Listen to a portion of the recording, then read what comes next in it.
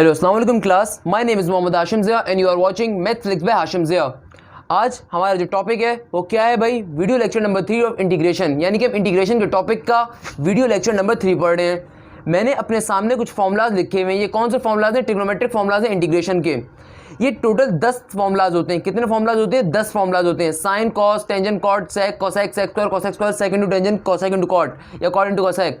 ये 10 फॉर्मूला जो आपके सामने लिखे हुए आ रहे हैं यहाँ पे। मुझे एक बात बताओ, आई होप आप में से सबने ये फॉर्मूलाज तब तक याद कर लिए होंगे, तो फिर फ़ायदा क्या? आगे फॉरवर्ड कर सकते हो, मगर नहीं करना फॉरवर्ड। क्यों फॉरवर्ड नहीं करना आप लोगों ने? क्योंकि इनको याद करने की एक स्पेसिफिक ट्रिक होती है। ये क्या ट्रिक होती है आओ समझ लेते हैं। इनमें से जहाँ जहाँ मैंने ग्रीन कलर से मार्क करा हुआ है, यानी कि ये दो फॉर्मूलाज, इनको याद करने की ज़रूरत है। अपने दिल पे याद रख के बताओ। साइन का डेरिवेटिव भी कॉस होता है, साइन का इंटीग्रेशन भी कॉस होता है, मगर एक डिफरेंस होता है कि साइन के इंटीग्रेशन के अंदर नेगेटिव कॉस आता है। कॉस का डेरिवेटिव भी साइन होता था, कॉस का इंटीग्रेशन भी क्या होता है? साइन। वहाँ पे नेगेटिव साइन होता है, यहाँ पे क्या है? Positive sign. अभी ये 4 फॉर्मूला छोड़ दो, 3, 4, 5, 6 और जरा 7, 8, 9, 10 के ऊपर आ जाओ। सेक स्क्वायर का इंटीग्रेशन क्या होता है? Tangent x. कॉसेक स्क्वायर का क्या होता है? Cot sec into tangent sec and cot into cosec क्या होता है? कॉसेक। अब आप बोलोगे सर इनमें याद करने वाली चीज़ क्या है? याद करने वाली चीज़ नहीं है, इन 6 के 6 फॉर्मूला में कोई चीज़ याद करने वाली नहीं है। सिंपल एक कॉन्सेप्ट है। वो क्या कॉन्सेप्ट है? अगर मैं आपसे कहूँ कि मुझे एक बात बताओ, टेंजन का डेरिवेटिव क्या होता था, तो आई होप आप में से बहुत से लोगों को इंशाल्लाह याद होगा कि टेंजन का डेरिवेटिव सेक स्क्वायर होता था। तो हम पढ़ क्या रहे हैं? हम पढ़ रहे हैं anti derivative, that is called integration, यानी कि डेरिवेटिव्स का अपोजिट।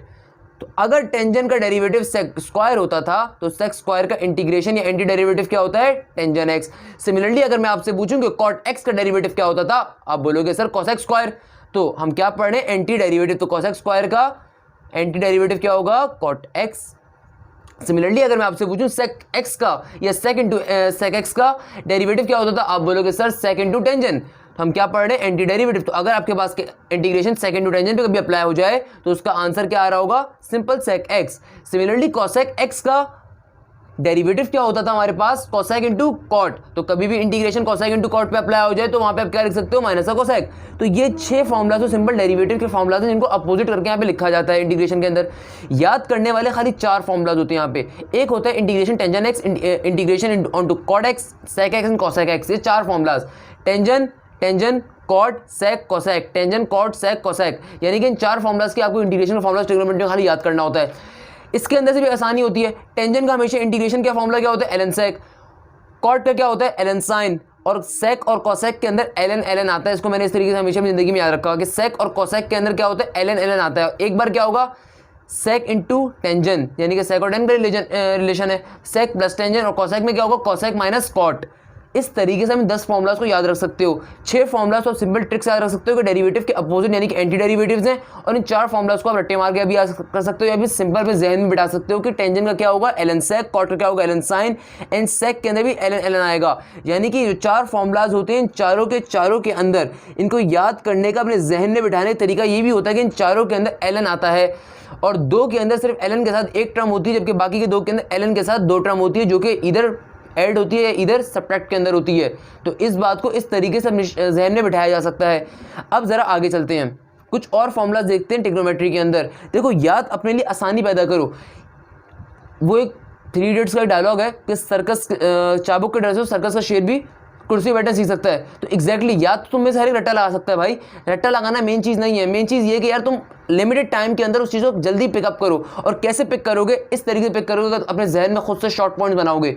शॉर्ट पॉइंट्स बनाने का तरीका मैं दे सकता हूँ, मगर अपने जहन में बिठाना इंशाल्लाह तुमने खुद है और तुम बिठा लोगे वो। आगे चलते हैं। देन मेरे पास कुछ रिलेशंस टाइप की चीज़ आ जाती है। कभी भी साइन स्क्वायर एक्स लिखा हो उस पर इंटीग्रेशन हमने एवं नहीं लगा देनी, बल्कि वहाँ पे एक रिलेशन खोल देना, क्या? 1 माइनस कॉस 2x अपॉन 2। और कभी हमारे पास कॉस स्क्वायर एक्स आ रहा हो तो वहाँ पे हमने इंटीग्रेशन पहले अप्लाई नहीं करनी, बल्कि उस कॉस स्क्वायर एक्स को कन्वर्ट करना है किसके अंदर? 1 plus cos 2x divide by 2 के अंदर। और देन टेंजन स्क्वायर किसके बराबर होता है? सेक स्क्वायर एक्स माइनस का 1 और कॉट स्क्वायर एक्स के बराबर होता है? Cosec square x minus 1। I hope sine square plus cos square is equal to 1, वो तो पता ही होगा आप सबको। ये 4 रिलेशंस होते हैं आपके पास ट्रिग्नोमेट्रिक फॉर्मूलाज को यूज करने, ट्रिग्नोमेट्रिक के क्वेश्चंस के अंदर कहीं ना कहीं अप्लाई हो रहे होते हैं। कभी भी अगर आपके पास साइन स्क्वायर एक्स आ जाए इंटीग्रेशन के अंदर, आप डायरेक्टली इंटीग्रेशन पावर फॉर्मूला या एलन की साइड पर कहीं भी नहीं जाओगे। आई अगेन रिपीट, अगर कभी भी इंटीग्रेशन के अंदर साइन स्क्वायर और कॉस स्क्वायर आ जाए, आप कभी भी पावर फॉर्मूला वगैरह की साइड में नहीं जाओगे, बल्कि पहले हमेशा इस रिलेशन को यूज करोगे। ये रिलेशन क्या है, 1 माइनस कॉस, ये 2 फॉर्मूले का 2 है और ये x फंक्शन है again, divide by 2। Similarly cos square x कहीं भी आ जाएगा। आप इंटीग्रेशन अप्लाई करने से पहले एक बार रिलेशन को खोलोगे, फिर इंटीग्रेशन रिलेशन के ऊपर अप्लाई किया करोगे, यानी कि 1 प्लस कॉस 2 फॉर्मूले का x डिवाइड बाई 2 और टेंजेंट स्क्वायर एक्स और कॉट स्क्वायर एक्स और साइन स्क्वायर वाले सिंपल आपके पास जो मैट्रिक के रिलेशन होते हैं 3 वही हैं कि टेंजेंट स्क्वायर किसके बराबर होता है, सेक्स स्क्वायर एक्स माइनस 1 के बराबर, कॉट स्क्वायर किसके बराबर होता है, कॉसेक स्क्वायर माइनस 1 के बराबर। अब जरा इसके जरा प्रॉपर क्वेश्चंस देखते हैं हमने अभी फॉर्मुलाज पढ़ लिए, अब जरा इसके क्वेश्चंस को देखते हैं किस तरीके से क्वेश्चंस नस्ट और एनईडी के पेपर के अंदर आते हैं। मेरे पास अब एक पहला क्वेश्चन आ गया, यानी कि साइन के फॉर्मूले का क्वेश्चन है। मैंने ऊपर ये स्ट्रक्चर फॉर्मूला बेसिकली ये लिखा हुआ है। मेरे पास पहला क्वेश्चन क्या आ रहा है, sine ln x upon x, यानी कि साइन का एंगल क्या है, ln x। साइन का एंगल आपको बेसिकली दिया हुआ है ln x।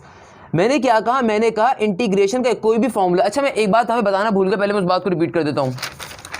आपके पास इंटीग्रेशन का कोई भी फॉर्मूला अप्लाई कैसे होता है, आपके पास इंटीग्रेशन का कोई भी फॉर्मूला, चाहे वो साइन का हो, टेंजेंट का हो, कोसेक स्क्वायर हो, कॉट हो, कुछ भी हो, वो उस वक्त तक अप्लाई नहीं हो सकता कि जब तक कि उस पर्टिकुलर ट्रिग्नोमेट्रिक फंक्शन का बाहर डेरिवेटिव मौजूद ना हो। अगर डेरिवेटिव मौजूद होगा तभी इंटीग्रेशन ली जाएगी, वरना इंटीग्रेशन नहीं ली जा सकती। ये बात मैंने अपने वीडियो लेक्चर नंबर 1 में बहुत तरीके से क्लियर कर दी थी, इसलिए मैंने यहाँ पे मेरे जहन में बताना याद नहीं रहा। मैंने वहाँ पे एक बात बहुत तरीके से बताई थी। अगर आप में से किसी ने वीडियो नहीं देखी तो पहले जाके एटलीस्ट वो वीडियो देखो। मैंने क्या कहा था, मैंने ये कहा था कि भाई देखो, इंटीग्रेशन में कोई भी फॉर्मूला उस वक्त तक अप्लाई नहीं हो सकता जब तक कि उसके एंगल का, उसके बेस का, उसकी किसी भी टर्म का जिसके रिस्पेक्ट से अप्लाई हो रहा है उसका डेरिवेटिव बाहर मौजूद ना हो। अगर तो मौजूद होगा तभी फॉर्मूला अप्लाई हो सकता है, यानी कि इंटीग्रेशन के प्रॉपर फॉर्मूला की बात कर रहा हूं मैं। अब ये जो फॉर्मूला आ गया, इस फॉर्मूले को मैं उस वक्त तक अप्लाई नहीं कर सकता कि जब तक कि इसके एंगल का, यानी कि साइन के फॉर्मूला को मैं माइनस कॉस उस वक्त तक नहीं लिख सकता जब तक कि इसके प्रॉपर एंगल का डेरिवेटिव बाहर मौजूद ना हो। इसका एंगल क्या है, ln x। तो क्या नीचे मुझे x दिख रहा है, एक ये नीचे जो x गिवन है, क्या गिवन है मुझे, इसको अगर मैं ऐसे करके लिख दूं कोई मसला, यानी कि अलग करके। मैंने क्या कहा, मैंने ये बात आपको कही कि कभी भी साइन हो, कॉस हो, कोसेक हो, टेंजेंट हो, कॉट हो, कोई भी आपके पास ट्रिग्नोमेट्रिक फॉर्मूला इंटीग्रेशन के अंदर, उसका वो फॉर्मूला उस वक्त तक अप्लाई नहीं हो सकता जब तक कि उसके एंगल का डेरिवेटिव बाहर मौजूद ना हो। एंगल क्या है, ln x। ln x का डेरिवेटिव क्या होगा, 1 अपॉन x। क्या बाहर मौजूद है, बिल्कुल मौजूद है। तो इसका आंसर क्या होगा, माइनस का cos ln x plus c। हो गया सॉल्व बेटा। क्या मुश्किल थी इस क्वेश्चन के अंदर? अगर अभी भी समझ में नहीं आया, मैं जल्दी से रिपीट कर देता हूं कि भाई साइन हो, कॉस हो, टेंजेंट हो, कोई भी चीज़ हो, उसका फॉर्मूला उस वक्त तक अप्लाई नहीं हो सकता जब तक कि उसके फंक्शन का, उसके एंगल का बाहर डेरिवेटिव मौजूद ना हो। जब मौजूद होगा तो फॉर्मूला इजीली खुल जाएगा। अब देखो मेरे पास एक और क्वेश्चन आ गया। ये क्वेश्चन क्या है, अब ये तो मुझे बाय पार्ट्स का क्वेश्चन लग रहा है कि x into sine x square minus 1। अब चेक कर लेते हैं इसको लिख के, मुझे समझ में नहीं आ रहा है यार ये क्वेश्चन क्या, कैसा क्वेश्चन है। साइन एक्स स्क्वायर माइनस का 1 डॉट डाल के मैंने x जरा यहाँ पे लिख दिया। अजीब यार, तो बाय पार्ट का क्वेश्चन आ गया, शिट। मगर चेक कर लेते हैं, एंगल चेक कर लेते हैं। एंगल क्या है, एक्स स्क्वायर। एक्स स्क्वायर क्या मैं यहाँ पे साइन का ट्रिग्नोमेट्रिक फॉर्मूला इंटीग्रेशन के रिस्पेक्ट से लगा सकता हूँ? यार लगाने के लिए मुझे सर ने एक बात बताई थी। वो बात क्या थी कि एंगल को चेक करना है। एंगल क्या है, एक्स स्क्वायर। एक्स स्क्वायर का बाहर डेरिवेटिव देखना है। एक्स स्क्वायर का डेरिवेटिव बाहर क्या होना चाहिए था, 2x। एक्स तो मौजूद है, यानी कि अप्लाई कर सकता हूँ। 2 नहीं मौजूद, 2 नहीं मौजूद तो हम जादू के जरिए 2 को लेकर आ जाएंगे। उस जादू का नाम क्या होता है, मल्टीप्लाई डिवाइड मेथड। उस मल्टीप्लाई डिवाइड मेथड के जरिए हम इस पर्टिकुलर 2 को लेकर आ जाएंगे। साइन एक्स स्क्वायर माइनस का 1 into x into d x, 1/2 इधर ही रहा और साइन एक्स स्क्वायर माइनस 1 इधर हुआ और इस 2 को मैंने यहाँ पे शिफ्ट कर दिया ताकि ये डेरिवेटिव कंप्लीट हो सके। डेरिवेटिव कंप्लीट हो गया। अब मुझे एक बात बताओ, क्या ट्रिग्नोमेट्रिक फॉर्मूले के फंक्शन का एंगल बाहर मौजूद है? ट्रिग्नोमेट्रिक पर्टिकुलर फंक्शन के एंगल का डेरिवेटिव बाहर मौजूद है, बिल्कुल मौजूद है। एक्स स्क्वायर माइनस 1 का डेरिवेटिव क्या होगा, 2x प्लस 0 है, 2x माइनस का 0 बिल्कुल मौजूद है बाहर। तो हम सिंपल तरीके से यहाँ पे अब साइन का इंटीग्रेशन का फॉर्मूला अप्लाई कर सकते हैं। वो फॉर्मूला क्या होगा, माइनस का half cos x square minus का 1 प्लस का c। आंसर सॉल्व हो गया। अगर आपको मेरे बात समझ में आई, अगर आपको कॉन्सेप्ट समझ में आया, अगर आपको मेरे पढ़ाने का स्टाइल समझ में आया, काइंडली चैनल को लाइक करो, काइंडली चैनल को सब्सक्राइब करो, काइंडली मेरे फेसबुक पेज को जाकर शेयर करो, पोस्ट को शेयर करो, अपने दोस्तों को मेंशन करो, बताओ कहाँ से सीखा, किससे पढ़ा। Thank you so much. अब अगर मैं अपना एक दूसरा क्वेश्चन देखता हूँ, ये कॉस के रिस्पेक्ट से एनईटी के पेपर के अंदर पूछा जा चुका है, अगर आपके पास पेपर होंगे आपको मिल जाएगा फॉर्मूला। ये वाला क्वेश्चन क्या कह रहा है, integration cos root x into root x divide by root x into d x. Simple तरीके से कह रहे हैं इसको सॉल्व करना है। हम कैसे सॉल्व करेंगे इस क्वेश्चन को, बहुत ही ईजी क्वेश्चन है भाई। क्या करना है इस क्वेश्चन के अंदर, मुझसे क्या कह रहा है, मुझसे एक सिंपल सी बात कर रहा है, कह रहे हैं कि कॉस का एंगल क्या है, रूट एक्स। मैंने हमेशा क्या कहा, हमेशा चेक करोगे इंटीग्रेशन में ट्रिग्नोमेट्रिक फॉर्मूला अप्लाई करने के लिए क्या चीज़, क्या उसके एंगल का डेरिवेटिव बाहर मौजूद है या नहीं। अगर मैं जल्दी जल्दी अपनी वीडियो 1 से लेकर वीडियो 3 तक के तमाम कॉन्सेप्ट को रिवाइज करवा दूं। वीडियो 1 में हमने क्या पढ़ा, पावर फॉर्मूला। पावर फॉर्मूला की कंडीशन होती है, क्या कंडीशन होती है कि ऊपर वाले पावर का फॉर्मूला खाली इंटीग्रेशन में उस वक्त अप्लाई हो सकता है जब नीचे वाली बेस का डेरिवेटिव बाहर मौजूद होगा। अगर तो मौजूद होगा तो अप्लाई कर सकते हैं। देन फिर हमने वीडियो नंबर 2 के अंदर डिवीजन फॉर्मूला या डिवीजन टेक्निक्स पढ़ी, जो 3 केसेस हम लोगों ने पढ़े थे। अगर आप में से किसी ने वीडियो नहीं देखी तो मैं आपको सजेस्ट करूंगा बहुत स्ट्रांगली कि काइंडली जाके पहले वो लाजमी वो देखो। वो हमने पहला केस पढ़ा कि अगर ऊपर नीचे पावर सेम होंगी तब हम क्या करेंगे, तब हम उसको ब्रेकिंग मेथड के ऊपर जाएंगे, यानी कि अपने पर्टिकुलर वेरिएबल्स को ब्रेक करेंगे और देन सॉल्व कर लेंगे एलसीएम ब्रेक करके। केस नंबर 2 क्या था कि ऊपर पावर बड़ी हो नीचे पावर छोटी हो, तब क्या करते थे, तब क्लास 5 और क्लास 4 वाली मैथमेटिक्स और डिवीजन मेथड को यूज करते थे और तब ब्रेक करने की कोशिश करते थे। और एक और केस हमने पढ़ा था, that was L N case. L N case क्या था कि अगर नीचे वाली टर्म का ऊपर डेरिवेटिव मौजूद होगा, अगर नीचे वाली टर्म का ऊपर डेरिवेटिव मौजूद होगा तो हम नीचे वाली टर्म को एक ही बार एलन लिख के साथ लिख दिया करेंगे पूरी टर्म को। ये हमने अभी 3 केस पढ़े। तो आज जो हम ट्रिग्नोमेट्रिक फंक्शंस पढ़ रहे हैं तो उसके लिए मैं क्या कंडीशन बता रहा हूं कि ट्रिग्नोमेट्रिक फंक्शन इंटीग्रेशन में अप्लाई खाली उस वक्त हो सकता है जब उसके एंगल का डेरिवेटिव बाहर मौजूद होगा। अगर मौजूद होगा तो अप्लाई हो सकता है, अगर नहीं मौजूद होगा तो अप्लाई नहीं हो सकता। क्लियर है, मैंने सब रिवाइज करवा दिया अब तक जितना पढ़ा हम लोगों ने। अब आ जाओ इस क्वेश्चन के ऊपर। इस क्वेश्चन का एंगल क्या है, रूट एक्स। इंटीग्रेशन का साम सामने बना हुआ है। इंटीग्रेशन के साम से मुराद क्या है कि भाई इंटीग्रेशन अप्लाई करनी है। इंटीग्रेशन कैसे अप्लाई कर सकता हूं कि जब अगर इसके एंगल का, ये जो एंगल है इसका बाहर डेरिवेटिव होना चाहिए। एंगल क्या है, अंडर रूट एक्स, इसका डेरिवेटिव क्या होगा, 1/2 अंडर रूट एक्स। कैसे 1/2 अंडर रूट एक्स होगा, again video lecture number 2 derivatives नहीं देखा जाके पहले उसको देख लो कि अंडर रूट का डेरिवेटिव कैसे निकालते हैं। यानी कि बाहर 1/2 अंडर रूट एक्स होना चाहिए। अब 1 अंडर रूट एक्स तो है मगर 2 नहीं है, तो उस 2 को लाने के लिए हम मल्टीप्लाई डिवाइड करवा देते हैं पहले। तो क्या बन जाएगा, ये बन जाएगा cos under root x divide में भी एक under root x into d x. अब इस चीज को मैं ऐसे करके लिख सकता हूं, 2 इंटीग्रेशन का sine cos under root x और डिवाइड के अंदर क्या आ गया, 2 root x into d x. अब क्या, मुझे एक बात बताओ, एंगल का डेरिवेटिव मौजूद है, बिल्कुल मौजूद है। एंगल क्या, रूट एक्स, रूट का डेरिवेटिव क्या होगा, 1/2 रूट एक्स, बिल्कुल मौजूद है। तो यहां पे सिंपल तरीके से फॉर्मूला अप्लाई हो जाएगा कॉस का इंटीग्रेशन का formula, that is 2 sin fx। 2 sin fx से मुराद क्या है, 2 यानी कि 2 जो हमने एंगल बना अभी डेरिवेटिव बनाने के लिए यूज करा, और साइन एंगल का साइन इंटू एंगल यानी कि रूट एक्स प्लस का सी। ये आपका आंसर आ गया सॉल्व होकर। मुझे बताओ कोई चीज़ मुश्किल है इसके अंदर, आई होप कुछ मुश्किल नहीं होगा क्योंकि मैंने सब इजी कर दिया है। क्लियर है भाई। अब आ जाओ अगला क्वेश्चन पढ़ो। अगला क्वेश्चन बड़ा मजे का है। क्या है अगले क्वेश्चन के अंदर, integration cos a/b into x plus का e। वेरी गुड भाई, कोई मसले की बात नहीं है। अच्छा, ये क्वेश्चन बहुत बार पूछा जा चुका है, आई होप कि इस बार भी आ जाए तो अच्छी बात है, बहुत ही ईजी सा क्वेश्चन है भाई। क्या कह रहे हैं इस क्वेश्चन के अंदर, ये आपको क्या कह रहा है इस क्वेश्चन के अंदर, आपको कह रहे हैं कि कॉस का एंगल, ये पूरा का पूरी टर्मिनोलॉजी इसका एंगल है। अच्छा, ये एंगल क्या है, ये एंगल है भाई cos a/b x plus e। अब मैं 2 बातें कर देता हूं, क्या रीजन है कि मैंने इस पर्टिकुलर क्वेश्चन को अपने नोट्स के अंदर यूज करा, कोई खास वजह तभी मैंने यूज करा। अब देखो यहाँ पे आने वाली दोनों चीजें कांस्टेंट हैं। ये जो a/b आ रहा है ये भी एक कांस्टेंट नंबर है, और ये जो e आ रहा है ये भी एक कांस्टेंट नंबर है। Cos angle a/b x plus का e इंटू डी एक्स। अब यहाँ पे आने वाली 2 चीजें कांस्टेंट है। मैंने क्या कहा, एंगल का डेरिवेटिव बाहर होना चाहिए। अब तुम बोलोगे सर कांस्टेंट है तो कांस्टेंट डेरिवेटिव 0 होता है, मगर बेटा यहाँ पे कांस्टेंट 2 तरह गिवन है। पहला कांस्टेंट जो गिवन है वो एक वेरिएबल के साथ आ रहा है, वो एक वेरिएबल के साथ आ रहा है। तो ऐसी पर्टिकुलर टर्म के ऊपर जब हम डेरिवेटिव अप्लाई करेंगे तो ये a/b पहले लिखा जाएगा, और डेरिवेटिव जब x पे अप्लाई होगा तो उसका आंसर 1 होगा। सिमिलरली डेरिवेटिव जब इस e के ऊपर अप्लाई होगा तो ये e चूंकि कांस्टेंट नंबर है, आई नो नेचुरल नंबर है मगर है क्या, एक नंबर है। नंबर में जब कभी कांस्टेंट अप्लाई होता है तो उसका आंसर तो 0 हो जाता है। यानी कि बाहर a अपॉन बी मौजूद होना चाहिए। क्या आपको बाहर कहीं a अपॉन बी दिख रहा है? नहीं दिख रहा। क्या आपको इस पर्टिकुलर एंगल के बाहर कहीं a अपॉन बी दिख रहा है? नहीं दिख रहा। यानी कि इस पर्टिकुलर एंगल का डेरिवेटिव बाहर मौजूद नहीं है। अब नहीं मौजूद तो हम लेकर आएंगे। अब आपके जहनों में दो क्वेश्चन आने चाहिए। सर आपने तो कहा था कभी वेरिएबल को हम ला नहीं सकते, तो बेटा ये वेरिएबल नहीं है, ये a अपॉन बी है, कांस्टेंट रिप्रेजेंटिंग हो रही है। यहाँ पे वेरिएबल क्या होता है? एक्स वाई जेड वगैरह, जो जिसके रिस्पेक्ट डेरिवेटिव लिया है ऑब्वियसली उसकी बात कर रहा होगा वो। तो यहाँ पे a अपॉन बी कांस्टेंट है।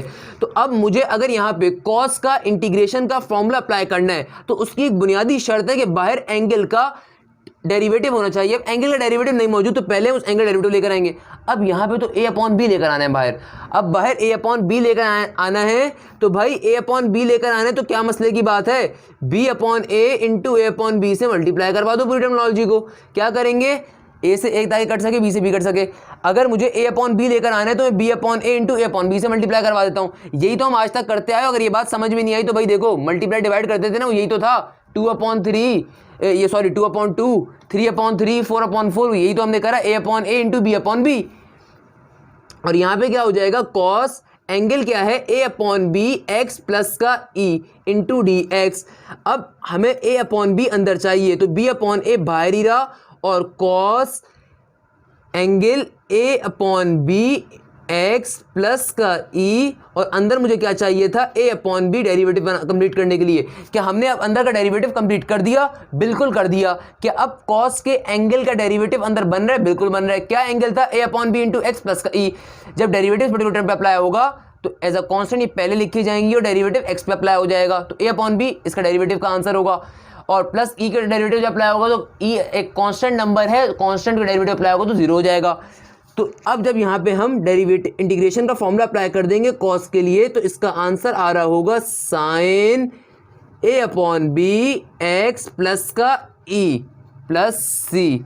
ये इसका फाइनल आपके पास आंसर आ रहा होगा। क्लियर है? क्लियर है? क्लियर है। आई होप आपको क्लियर होगा। अगर कोई बात मसला हो, कोई मसले मसाइल हो तो काइंडली मुझसे मेरे फेसबुक पेज पे मैसेज करके कांटेक्ट किया करो। कमेंट्स के ऊपर अगर मुझसे क्वेश्चन पूछते हो तो बहुत बार ऑडियो बेस समझाना पड़ता है, बहुत बार डिटेल में बताना पड़ता है, वो कमेंट के ऊपर मसले मसाइल हो जाते हैं। तो एटलीस्ट फेसबुक पेज के ऊपर मुझे मैसेज कर दो, मैं वहाँ पर रिप्लाई कर दूंगा। अगर कोई बात मेरी अच्छी लगी, अगर कुछ अच्छा समझ में आया तो काइंडली सब्सक्राइब करो, लोगों को इन्वाइट करो, लोगों को बताओ तुमने कहाँ से पढ़ा। मेरे लिए मेरा मोरल बूस्टअप होगा, मेरा कॉन्फिडेंस बूस्टअप भी होगा। Thank you so much. अच्छा बेटा, अब हम चलते हैं अपने इस वीडियो लेक्चर के पार्ट नंबर बी के ऊपर। फर्स्ट पार्ट था हमारा टिग्नोमेट्रिक पार्ट, टिग्नोमेट्री का आइडिया देना था, समझाना था, अल्हम्दुलिल्लाह कंप्लीट कर पाया। अब आते हैं कंप्लीटिंग द स्क्वायर्ड फार्मूलाज के ऊपर। ये टोटल नंबर पे 7 फार्मूलाज होते हैं। आपको याद होगा 6.4 या 6.5 से रिलेटेड ये फार्मूलाज होते हैं। 6.5 I guess completing the square वाली एक्सरसाइज है हमारे पास, उसके ये हमारे पास फार्मूलाज होते हैं। अच्छा, मैं 2 बातें करना चाहूँगा। पहली बात तो ये, मेरे लेक्चर की खास बात यही होती है कि फॉर्मूलाज वगैरह सब लिखवाता हूँ, पूरा प्रॉपर कोचिंग सेंटर में जिस तरीके से मैं पढ़ाता हूँ बिल्कुल उस तरीके से लेक्चर डिलीवर करने की कोशिश करता हूँ। अल्हम्दुलिल्लाह मेरी हमेशा कोशिश होती है कि आप अपने नोट्स प्रॉपर मेंटेन करके बनाओ ताकि आप उससे याद कर सको। अच्छा, अब अगर आप में कोई भी अनिल हुसैन में पढ़ रहा होगा या IB ग्रेड्स में पढ़ रहा होगा, किसी इंस्टीट्यूट के अंदर पढ़ रहा होगा, तो हो सकता है उसने फॉर्मूलाज पढ़े भी ना हो, उसने अब तक ये फॉर्मूलाज देखे भी ना हो, मतलब एप्टीट्यूड के लिए। क्यों? क्योंकि बहुत बड़े फॉर्मूलाज यूज़ नहीं हो रहे होंगे। मैं पहले बता देता हूँ, बहुत बड़े फॉर्मूलाज यूज़ नहीं हो रहे होंगे। हम इसके बदले में सिर्फ 4-5 फॉर्मूलाज इनके इसके अंदर सिर्फ 4 से 5 फॉर्मूलाज सारे क्वेश्चन सॉल्व करवा दूंगा। मुझे भी ट्रिक आती है, मैं भी उन टीचर्स के मुकाबले में इन 7 फॉर्मूला के बजाय 4 या 5 फॉर्मूलाज सब सॉल्व करवा सकता हूँ।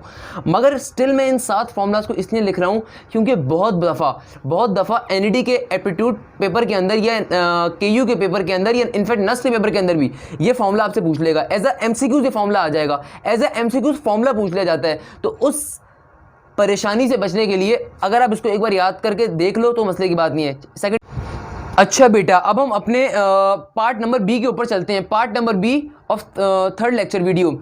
इसके अंदर क्या चीज़ है? Completing the square formulas. मैं 2 बातें इस पर्टिकुलर टॉपिक को समझाने से पहले कहना चाहूँगा।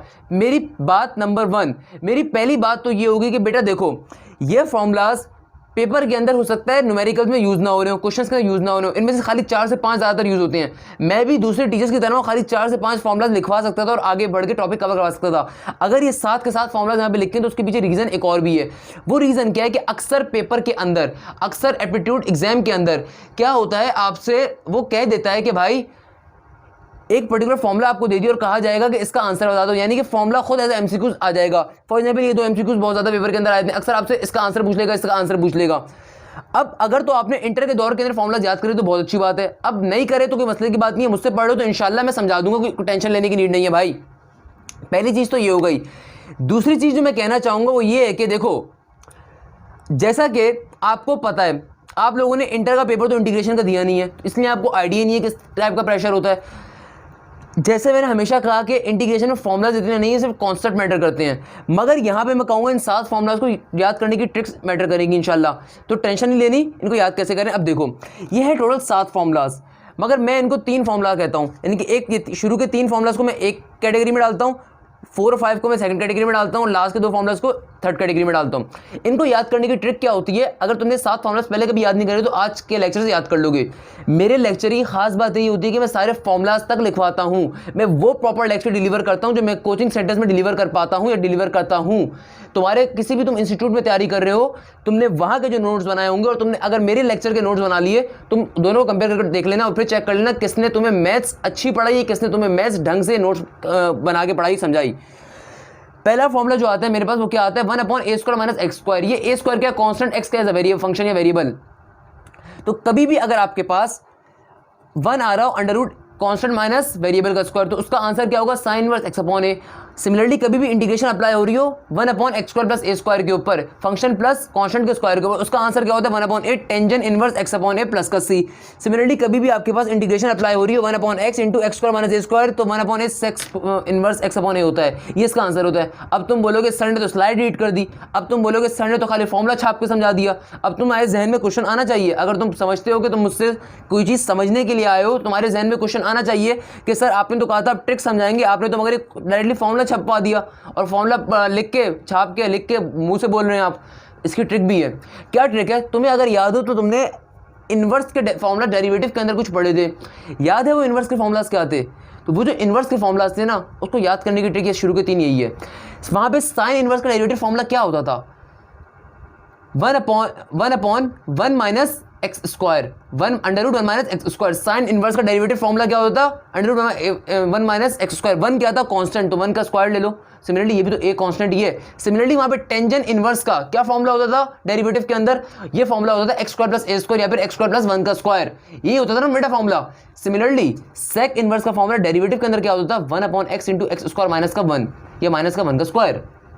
यहाँ पे भी वही फॉर्मूला है, पर डिफरेंस क्या है, यहाँ पे टेंजेंट और सेक के साथ 1/a आ रहा होगा, तो ये इसकी शॉर्ट ट्रिक है। तो इसीलिए मैं शुरू के 3 फॉर्मूलाज को कैटेगरी नंबर ए में डालता हूँ, यानी कि वो कैटेगरी है जो कि डेरिवेटिव से थोड़ा बहुत मैच हो रही होती है।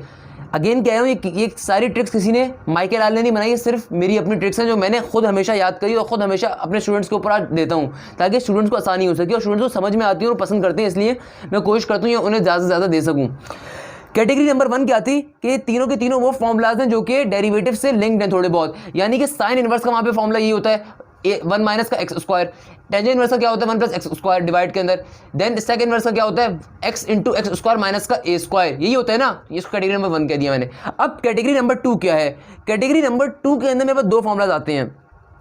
इसको याद करने की ट्रिक ये है कि इन दोनों के डिवाइड के अंदर आ रहा होते हैं 1/2a 1/2a, साथ में ln, और एक और चीज x माइनस a ऊपर नीचे x प्लस a, सिमिलरली या फिर a minus x divide a plus x. अब इनको याद करने की ट्रिक ये है कि अगर आपके पास ये 2 फॉर्मुलाज वो फॉर्मुलाज इनके दोनों, यानी कि कांस्टेंट के ऊपर भी स्क्वायर होगा और वेरिएबल के ऊपर भी स्क्वायर होगा, फंक्शन के ऊपर, बीच में माइनस का साइन होगा इन दोनों के। इसको मैंने हमेशा याद ऐसे करा और अपने बच्चों को ऐसे हमेशा याद करवाया कि बेटा ये 2 वो फॉर्मुलाज हैं जिसके अंदर कांस्टेंट के ऊपर भी स्क्वायर है, इधर भी, फंक्शन के ऊपर भी स्क्वायर है, इधर भी, और बीच में दोनों के माइनस साइन है। एक बार है फंक्शन का स्क्वायर माइनस a स्क्वायर, तो इसके लिए फॉर्मूला क्या बन जाएगा 1/2a। क्या फॉर्मूला है, फंक्शन माइनस a स्क्वायर, तो function minus a divide by function plus a ln के साथ। सिमिलरली अगर ये फॉर्मूला आ रहा हो a square plus minus x square, a पहले आ रहा होगा तो यहाँ पे क्या बन जाएगा 1/2a ln, तो सेम है दोनों के अंदर, a minus x divide by a plus x. Category number 2 के फॉर्मूला कैसे याद करता था मैं, या ऐसे याद करना सिखाता हूँ। और कैटेगरी नंबर 3 क्या है, ये भी एक अच्छी कैटेगरी है। इनके दोनों फॉर्मुलाज के अंदर एक तो अंडर रूट होगा, एक तो क्या होगा इन दोनों फॉर्मुलाज के अंदर कैटेगरी नंबर 3 के अंदर अंडर रूट होगा। दूसरी चीज क्या होगी, स्क्वायर इन दोनों के ऊपर भी है, मगर एक बार प्लस के साथ और एक बार माइनस के साथ है। मगर याद रखने की बात यह कि इन दोनों फॉर्मुलाज के अंदर फंक्शन हमेशा पहले आएगा, फंक्शन एक बार प्लस के कांस्टेंट के स्क्वायर के साथ और फंक्शन का स्क्वायर एक बार नेगेटिव कांस्टेंट के स्क्वायर के साथ। एक और ट्रिक ln दोनों में आ रहा है, मगर एक बार हो रहा है ln x plus under root X square plus का ए स्क्वायर, और एक बार होगा ln x plus under root X square minus A square. तो इस तरीके से पर्टिकुलर छोटी छोटी शॉर्ट ट्रिक्स हैं जो कि आप याद जहन में बिठाने के लिए याद कर सकते हो। एक बात याद रख लेना अपनी ज़िंदगी के अंदर, मैं इस बात को इतना ज़्यादा इसलिए कहता हूँ कि मैंने तजुर्बे से इस बात सीखी हुई है और मैं बहुत से लोगों को तजुर्बे से देखता रहता हूँ। वो बैठ के रट्टे लगाते हैं फॉर्मूलाज के, इस फॉर्मूले के तुम रट्टे लगाते रहो पूरा दिन, अगर तुम्हें याद हो जाए रट्टे लगाने के ऊपर मेरा नाम बदल देना, तुम्हें अपना 3 से 4 दिन ज़ाया करने पड़ जाएंगे, 2 दिन ज़ाया करने पड़ जाएंगे। उससे बेहतर अपने जहन में छोटे छोटे पॉइंट्स बनाओ और कैच करने की कोशिश करो किस तरीके से तुम इन्हें अपने जहन में बिठा सकते हो। अगर तुमने अपनी ज़िंदगी में कोई भी टॉपिक चाहे वो साइंस का हो, फिजिक्स का हो, केमिस्ट्री का हो, मैथ्स के फॉर्मूलाज हो, कोई भी टॉपिक हो ज़िंदगी के अंदर, उसको याद करने की ट्रिक हमेशा ये होती है कि आप उसके शॉर्ट पॉइंट्स अपने जहन में तसव्वुर करो और फिर याद करो। फॉर्मूला याद करने की ट्रिक यही होती है। क्लियर है? आई होप क्लियर होगा इंशाल्लाह। अगर मेरी कोई बात समझ में आई, मेरा स्टेमिना अच्छा लगा, मेरा कुछ भी अच्छा लगा, तो चाहते हो कि मैं और अच्छे तरीके से मेहनत करूं तुम लोगों के ऊपर, काइंडली लाइक करो, कमेंट करो, शेयर करो, अपने दोस्तों को बताओ तुमने कहाँ से कोई इल्म हासिल करा। इल्म अपने पास रख के सड़ाने का नहीं होता यार, इल्म पास करो, गुजारो, आगे निकालो। क्लियर है? जैसे मैंने कहा था, अब कंप्लीटिंग द स्क्वायर के हम कुछ एग्जांपल्स को देखेंगे, कुछ फॉर्मूलाज को देखेंगे किस तरीके से कंप्लीटिंग द स्क्वायर मेथड के क्वेश्चंस पेपर के अंदर नॉर्मली आपके पास आ रही होती हैं। अब मैं पहले उन टॉपिक के एग्जांपल्स करवा रहा हूँ जो सबसे ज़्यादा पेपर के अंदर आती हैं, 4 से 5 जो मैंने अपनी वीडियो के स्टार्ट में कहा था ना अभी आपसे टॉपिक के स्टार्ट के अंदर, कि मैं उन तमाम फॉर्मूलाज को बता रहा हूँ जिस तरीके से आप उनसे क्वेश्चन कर सकते हो। अच्छा, अब आपको अपने सामने फॉर्मूला दिख रहा है। क्या फॉर्मूला है? 1/a square minus x square is equal to sine inverse x, जो फॉर्मूला अभी हम लोगों ने पीछे पढ़ा। क्या फॉर्मूला था भाई? ये रहा। क्या फॉर्मूला था ये? 1/a square minus x square sine inverse x upon a plus C. Integration का फॉर्मूला तो जाहिर सी बात है फंक्शन का ऊपर डेरिवेटिव मौजूद होना शर्त है, मौजूद होगा तभी फॉर्मूला अप्लाई होगा। मैंने बताया नहीं, बट ये बात कॉमन सी बात है भाई, ये बात तो कि इंटीग्रेशन का कोई भी फॉर्मूला उस वक्त तक अप्लाई नहीं हो सकता जब तक के ऊपर फंक्शन का डेरिवेटिव मौजूद ना हो। अच्छा, अब इस फॉर्मूले की शर्त क्या है? वही शर्त है कि ये फॉर्मूला यानी कि 1/a square minus x square का आंसर उस वक्त तक साइन इनवर्स एक्स अपॉन ए या फंक्शन नहीं हो सकता जब तक के एक्स अपॉन ए यानी कि फंक्शन अपॉन कांस्टेंट उस वक्त तक नहीं हो सकता जब तक के फंक्शन का ऊपर डेरिवेटिव ना मौजूद हो। तो आओ जरा अब इस पर्टिकुलर क्वेश्चन के डिफरेंट टाइप के एग्जांपल्स कर लेते हैं, किस टाइप के क्वेश्चंस एनईटी के पेपर के अंदर या फास्ट के पेपर के अंदर या जीआईके के पेपर के अंदर या नस के पेपर में पूछे जा चुके हैं। अब मेरे पास पहला क्वेश्चन आ गया, integration e3x under √1 minus 6x। अजीब सा क्वेश्चन आ गया यार।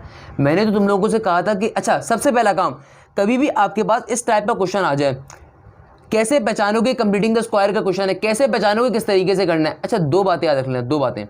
पहली बात तो ये कि सबसे पहला काम ये करोगे, पावर फॉर्मूला अप्लाई करके चेक करो। इसकी पावर अभी होल पावर क्या आ रही है? अंडर रूट है, तो अंडर रूट हाफ में कन्वर्ट हो जाएगा, हाफ पर आ सकता है, बिल्कुल आ सकता है, -½ + 1। मगर क्या ऊपर वाली अगर ये टर्म ऊपर जाएगी तो क्या इस टर्म के अंदर मौजूद बाहर डेरिवेटिव गिवन है उसका? अब सोचने की बात है, अब बात सोचने की है कि क्या अंदर मौजूद टर्म बेस का बाहर डेरिवेटिव होगा? नहीं मौजूद है, नहीं मौजूद तो पावर फॉर्मूला ले सकता, पावर फॉर्मूला ले सकता तो लॉगरिथम के फॉर्मूला हम यूज़ करते हैं, लॉग के फॉर्मूला यूज़ करते हैं, डिवीजन मेथड यहाँ पे यूज़ कर नहीं सकता क्योंकि यहाँ पे e3x एक्सपोनेंशियल टर्म आ रही है। लॉग का फॉर्मूला उसमें यूज़ करता कि अगर नीचे वाली टर्म का ऊपर डेरिवेटिव बन रहा होता, क्या डेरिवेटिव बन रहा है? नहीं बन रहा डेरिवेटिव। नीचे अंडर रूट के अंदर टर्म है, उसकी पावर हाफ होगी तो पहले डेरिवेटिव तो बहुत लंबा निकलेगा उसका, 1/2 अंडर रूट करके, क्या ऊपर वो सब चीज़ें गिवन है? नहीं गिवन है, तो डेरिवेटिव भी तो यानी कि एल नहीं लगा सकते। अब सिंपल सा आपके पास टेक्नोमेट्री फॉर्मूला आता है, टेक्नोमेट्री फॉर्मूला पे लगा नहीं सकते हो। अब ले दे के आपके पास कंप्लीटिंग द स्क्वायर के फॉर्मूलाज आ गए। मैंने सारी चीज़ें एक छोटी सी 3 मिनट में रिवाइज करवा दी। सबसे पहले पावर फॉर्मूला चेक करोगे, उसके बाद एलन का फॉर्मूला चेक करना है, उसके बाद आप लोगों ने डिवीजन मेथड चेक करना है, उसके बाद ट्रिग्नोमेट्रिक, उसके बाद कंप्लीटिंग द स्क्वायर के फॉर्मूलाज चेक करने हैं। मैं एक पूरे सीक्वेंस के अंदर अपनी वीडियोस को जनरेट करके आप तक पहुंचा रहा हूं, काइंडली उस सीक्वेंस को मेंटेन रखिएगा तो आपको कोई मसला नहीं होगा। अच्छा, अब जब ये भी अप्लाई नहीं हो सकता तो उसके बाद एक और चीज़ देखनी है। अब ये देखना है कि भाई अब ये तो समझ में आ गया कंप्लीटिंग द स्क्वायर का फॉर्मूला है, मगर ये कौन सा फॉर्मूला है यार? फर्स्ट कैटेगरी के 3 थे, उसके अंदर कोई लाया करता है सेकंड कैटेगरी या थर्ड कैटेगरी। मैंने कैसे याद करवाया? फर्स्ट कैटेगरी के अंदर कौन कौन से? Sine inverse, tangent inverse, sec inverse. Sine inverse root के अंदर होता है, टेंजेंट इनवर्स रूट के बगैर दोनों का स्क्वायर है, और सेक का क्या होता है? वो भी रूट के अंदर x × x स्क्वायर माइनस का a स्क्वायर। देन एल वाले हैं, फिर एल वाले अगेन है सेकंड थर्ड कैटेगरी। ये किस में आ रहा है? ये रूट के अंदर आ रहा है। किस में आ रहा है? रूट के अंदर। और फॉर्मूला क्या है? 1 से मुराद क्या? Constant minus e6x। यार ये तो कांस्टेंट माइनस फंक्शन का स्क्वायर तो नहीं बन रहा हमारे पास। तो फॉर्मूला क्या है? फंक्शन कांस्टेंट माइनस फंक्शन का स्क्वायर। ये रहा फॉर्मूला। अगर फॉर्मूला आपके जहन में नहीं आ रहा, क्या फॉर्मूला है? a square minus x square. यहाँ पे तो क्या लिखा हुआ है? e⁻6x। अब कैसे सॉल्व करेंगे? ये एनईडी के पास पेपर का क्वेश्चन है 2015-2012 का 12 क्वेश्चन। कैसे सॉल्व करेंगे बताओ, कोई आइडिया नहीं आ रहा? आओ जरा आप चेक कर लो। E3x को भी आपने एज इट इज रहने दे दिया। यहाँ पे क्या है, अंडर रूट को एज इट इज 1 के ऊपर स्क्वायर है या ना है कोई फर्क नहीं पड़ता, तो हमने 1 के ऊपर स्क्वायर लगा दिया।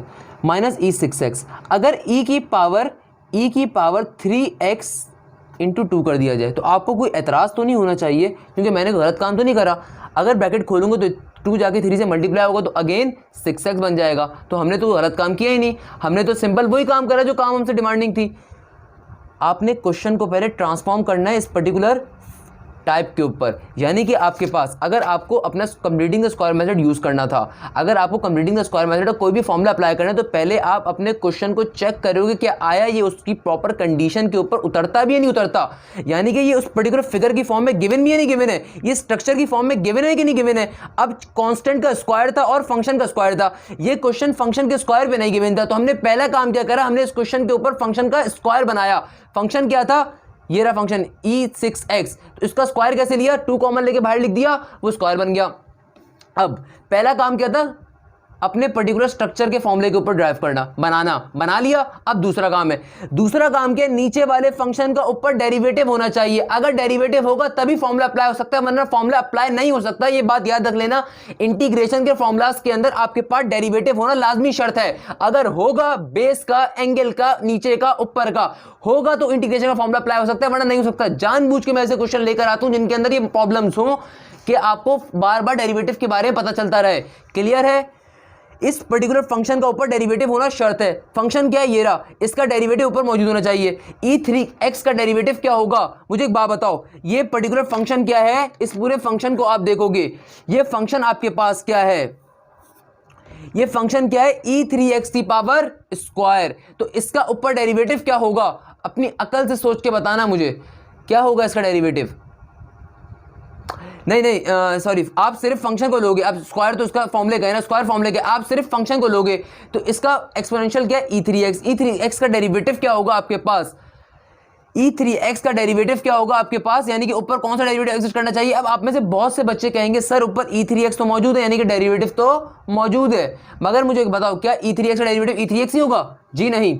E3x का डेरिवेटिव कैसे निकालोगे, E3x को एज इट इज एक बार लिखा जाएगा और जब डेरिवेटिव अप्लाई होगा पावर के ऊपर तो क्या बन जाएगा, 3 इंटू E3x। अगर आप में से किसी ने भी अभी तक नेचुरल एक्सपोनेंशियल वाली मेरी वीडियो नहीं देखी तो वीडियो नंबर D के नाम से मशहूर है वो वीडियो, आपको YouTube पे मिल जाएगी, किस तरीके से नेचुरल एक्सपोनेंशियल का डेरिवेटिव निकालते हैं, कैसे निकालते हैं। E3x का डेरिवेटिव E3x कभी भी नहीं होगा भाई, एक बार क्वेश्चन को आप एज इट इज लिखोगे और दूसरी बार डेरिवेटिव लोगे पावर के ऊपर, पावर क्या है 3x, 3x का डेरिवेटिव क्या होगा 3, तो ऊपर E3x तो मौजूद है मगर 3 मौजूद नहीं है, तो पहले आप ऊपर फंक्शन का डेरिवेटिव बनाओगे। फंक्शन क्या है E3x, ये स्क्वायर का डेरिवेटिव मत ले लेना पूरे का, ये स्क्वायर का डेरिवेटिव ले लेना, ये स्क्वायर फॉर्मूले का होता है। आप सिर्फ फंक्शन देखोगे, फंक्शन क्या E3x, E3 का डेरिवेटिव क्या होगा 3 इंटू E3x, तो यानी कि पहले ऊपर हमें डेरिवेटिव बनाना पड़ेगा।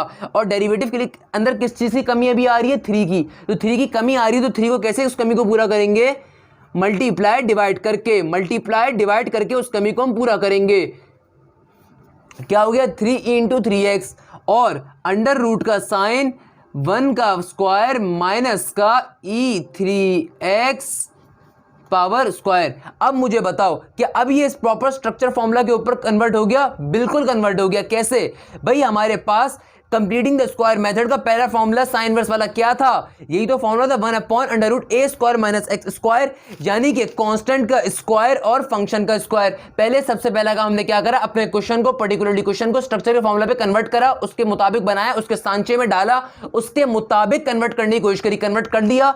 उसके बाद हमारी दूसरी कंडीशन आती है, फंक्शन का ऊपर स्क्वायर मौजूद, फंक्शन का ऊपर डेरिवेटिव होना चाहिए। ऊपर फंक्शन का डेरिवेटिव मौजूद नहीं था, सिर्फ E3x लिखा हुआ था, तो E3x का डेरिवेटिव क्या होता है, E3x इंटू 3, तो ऊपर 3 मौजूद नहीं था, पहले मल्टीप्लाई डिवाइड करके 3 लेकर आए। अब चूंकि ये आ गया, अब फॉर्मूला अप्लाई कर देंगे। फॉर्मूला क्या होता है, sine inverse function divided by constant, sign inverse x divided by a। क्या फॉर्मूला होता है, sign inverse x divided by a। तो यहां पे हम सेम फॉर्मूला अप्लाई कर देंगे।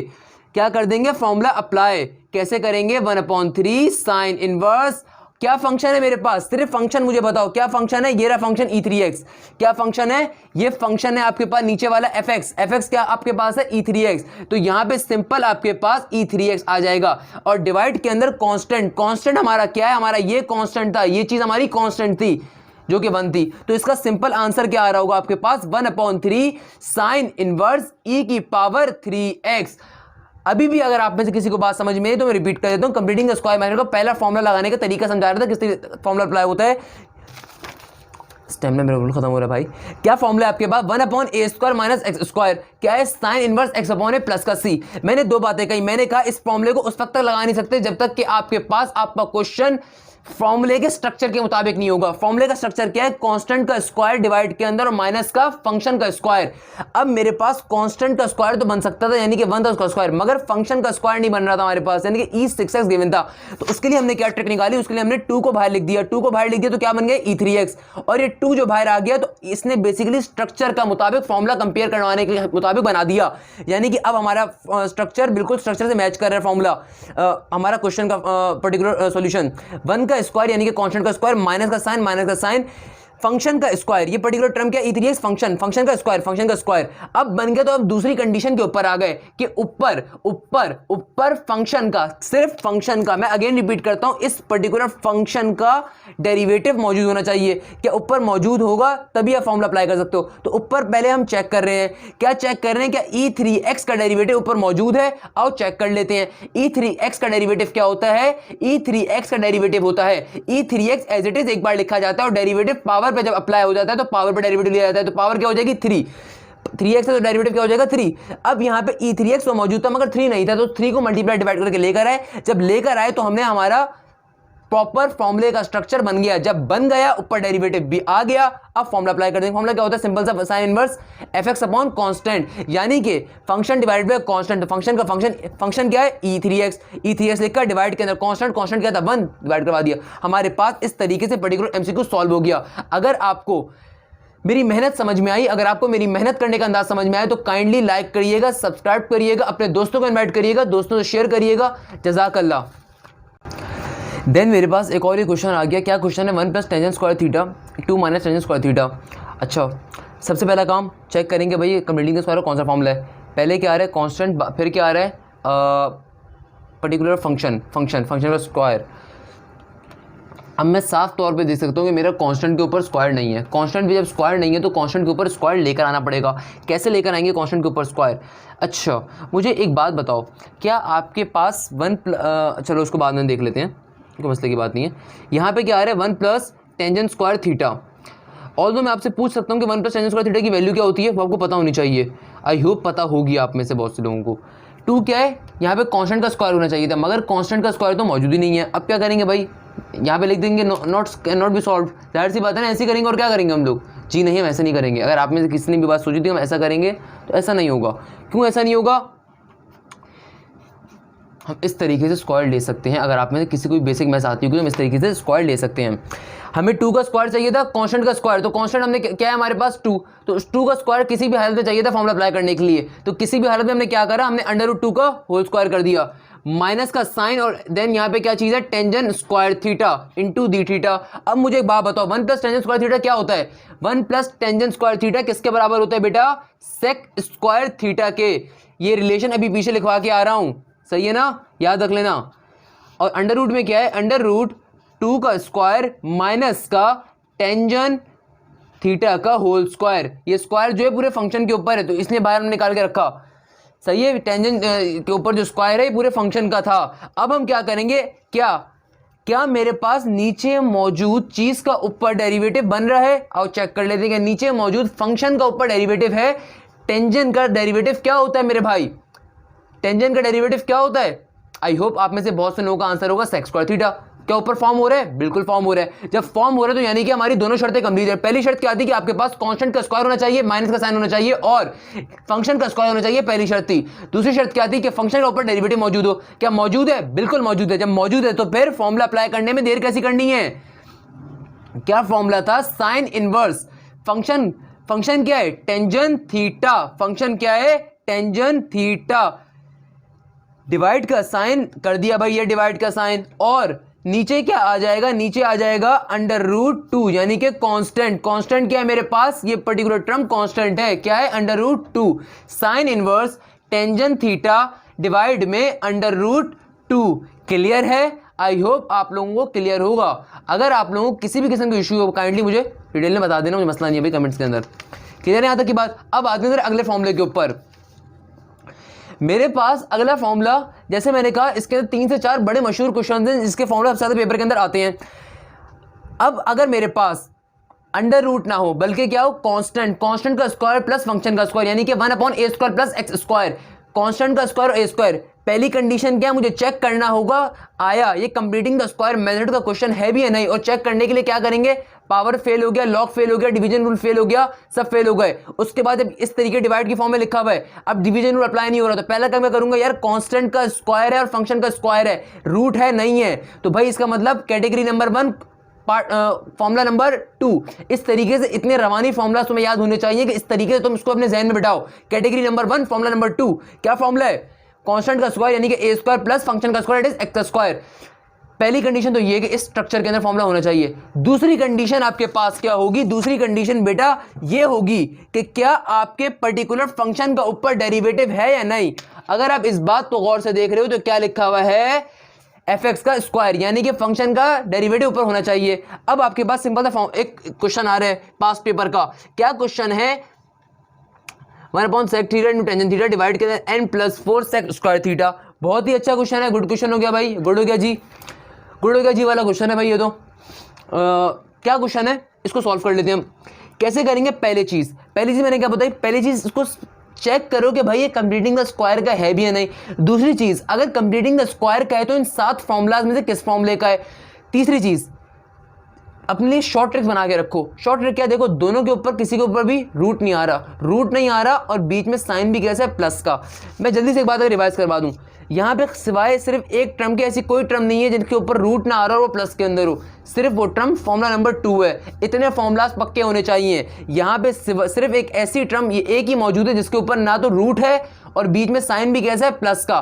बाकी इन दोनों के ऊपर भी रूट नहीं है मगर साइन कैसा है, नेगेटिव का। इन दोनों के साथ प्लस का साइन तो है मगर रूट मौजूद है। तो सिर्फ ये एक वाहिद फॉर्मूला है जिसके अंदर कोई रूट नहीं है और बीच में साइन कैसा है, प्लस का। तो formula number 2 category number 1 formulas इतने पक्के होने चाहिए तुम्हारे। अब इसको पहले ट्रांसफॉर्म करेंगे अपने स्ट्रक्चर के ऊपर, यानी कि जिस पर्टिकुलर मेथड के ऊपर आपको फॉर्मूला ड्राइव करते हो। तो पहली वाली टर्म क्या होती है, कांस्टेंट, यानी कि कांस्टेंट का स्क्वायर। यहाँ पे क्या गिवन है, 9, तो 9 किस चीज का स्क्वायर होता है, 3 का स्क्वायर लिख दो। बीच में साइन कैसा है, प्लस का। फिर क्या है, 4 sec square theta. 4 sec square theta को मैं कैसे कन्वर्ट कर सकता हूं स्क्वायर फॉर्म में, 2 sec थीटा और बाहर एक बड़ा सा स्क्वायर लगा दूंगा। क्या लगा दूंगा, स्क्वायर। अब ऊपर क्या मौजूद है, ऊपर मौजूद है sec theta into tangent theta और बाहर d थीटा। अब इसको फॉर्मूला अप्लाई करना है, मगर पहली कंडीशन तो तुमने पूरी कर ली कि चेक कर लिया कंप्लीटिंग द स्क्वायर का है या नहीं। और फिर ये चेक करने के बाद तुमने कांस्टेंट का स्क्वायर और फंक्शन का स्क्वायर भी बना दिया। वेरी गुड हो गया जी, ये तो तुमने कांस्टेंट का स्क्वायर और फंक्शन का स्क्वायर भी बना दिया। वेरी गुड हो गया जी ये तो। अब दूसरी कंडीशन तुमने करनी है। दूसरी चीज क्या है तुम्हारे पास कि तुमने ये चीज देखनी है, आया तुम्हारे फंक्शन का ऊपर डेरिवेटिव बन रहा है, नहीं बन रहा। फंक्शन क्या है, 2 sec थीटा। फंक्शन क्या है, 2 sec थीटा। 2 sec थीटा का डेरिवेटिव ऊपर बनना चाहिए। क्या बन रहा है, sec थीटा का डेरिवेटिव क्या होगा, sec इंटू टेंजेंट थीटा। अब आधा कराची का, पाकिस्तान का मेजॉरिटी बच्चा आंखें बंद करके फॉर्मूला अप्लाई करने का सोच रहा होगा। बेटा यहाँ पे क्या आ रहा है, 2 sec theta, 2 as a constant treat करते हो आप पहले लिखोगे और डेरिवेटिव जब sec थीटा पे अप्लाई करोगे तो डेरिवेटिव जो बन रहा होगा टोटल आपके पास वो बन रहा होगा 2 sec theta into tangent theta.